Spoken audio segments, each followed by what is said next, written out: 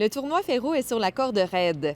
Un bris important est survenu samedi dans le système de réfrigération de l'aréna Mario Volant. Depuis, une équipe s'affaire à le réparer. Le gérant de l'aréna se fait rassurant, la glace sera prête pour le tournoi. Cet aléa reste majeur puisque l'aréna Mario Volant est l'une des 3 glaces disponibles pour les matchs. L'organisation a, cela dit, un plan B dans sa poche, utiliser la glace de l'aréna de Port-Cartier en cas de besoin. On le rappelle, l'organisation attend une centaine d'équipes allochtones et autochtones de partout sur la Côte-Nord et de plus loin encore.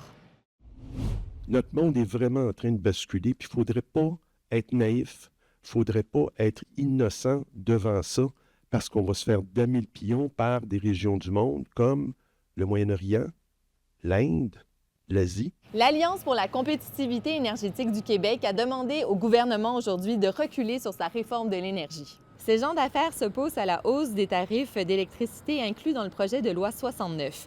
Ils les considèrent comme un frein pour la croissance des entreprises. Selon le regroupement, si Québec revoit le projet de loi, ça permettra aux industries d'être plus en mesure d'affronter les tarifs douaniers de 25 % qu'envisage Donald Trump. Du côté de Québec, on répond que le nouveau contexte aux États-Unis va être pris en compte dans l'étude du projet de loi qui va commencer prochainement. Le Festival des Hivernants prend une pause cette année. L'organisation explique ses décisions notamment en raison de la diminution d'une subvention de Patrimoine Canada. L'événement se déroule depuis 7 ans au Vieux-Poste de Sept-Îles lors de la semaine de relâche.